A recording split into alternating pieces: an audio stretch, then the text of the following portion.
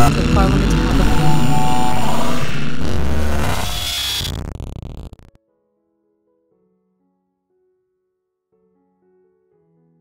Hi, my name is Victoria McCombs, and I am the author of The Storyteller's Daughter, which is a young adult Rumpelstiltskin retelling coming from Parliament House Press. This book was inspired by a childhood of reading and adoring fairy tale retellings. Those were what I grew up on, what I breathed. I loved them so much. So when it came time to write my own book, I figured probably a good place to start was the books that I loved growing up. I didn't want to write another Beauty and the Beast or Cinderella because I felt like there's a lot of those on the market, especially right now. And so I decided to go with Rumpelstiltskin, which is a tale that I'm familiar with, but I haven't really seen redone very often. So I went with it, and here we are. The most surprising thing that I found while writing The Storyteller's Daughter is how important an outline is. I did not use an outline with this. I just had the basic idea and then I jumped right in. It was fun to discover the story as I wrote, but gosh, at the end I had to go back and rewrite so much because I did not have an outline, so I didn't really know where I was going. So yeah, that was definitely a fun surprise at the end, just to see how important that is. So now I won't do anything without my outlines. They are so important to me, for sure. I love my main character, Cosette, but my favorite character is definitely Annika, which is her sister. She is not in the book very often, but she just has so much spunk and personality to her that made her so fun. She was my favorite character to write, for sure. Just the little comments that she makes that she just says so casually and everyone's like, what?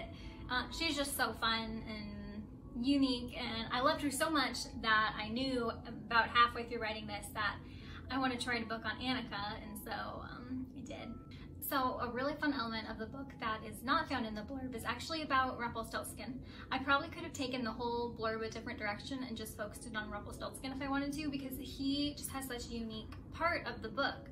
So when he meets Cosette, obviously we see everything from her side. We never jump into Rumpel's perspective, but he has his own demons that he is running from, and he meets her and thinks that she is his salvation. So this whole time she's thinking, why is he here? Why is he helping me?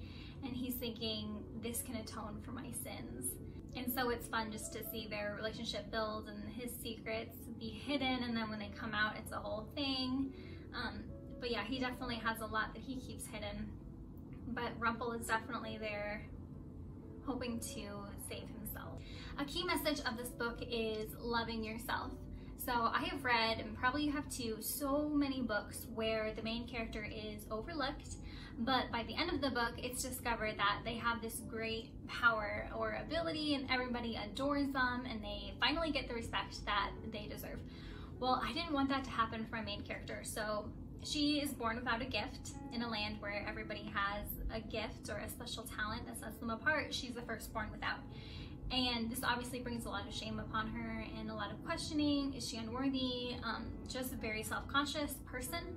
And I played with the idea of giving her a moment where it's discovered that she has this grand gift and everybody sees it and now she's respected. But I realized that's not really true life. And that's not really what happens for us.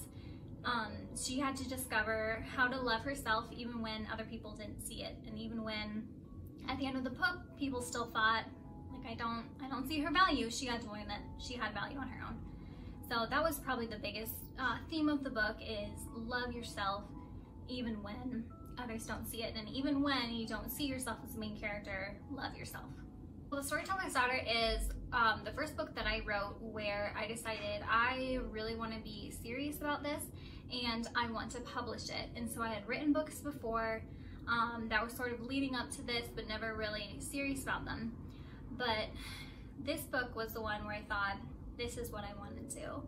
So, I mean, I used to go years without writing or months without writing, and after writing The Storyteller's Daughter, then I was like, it's hard to go a day without writing. This just ignited my love for writing and for reading and sparked this whole thing, and now this is what I do every day and I love it so much. So this book definitely fueled that fire within me, and I'm so grateful for that.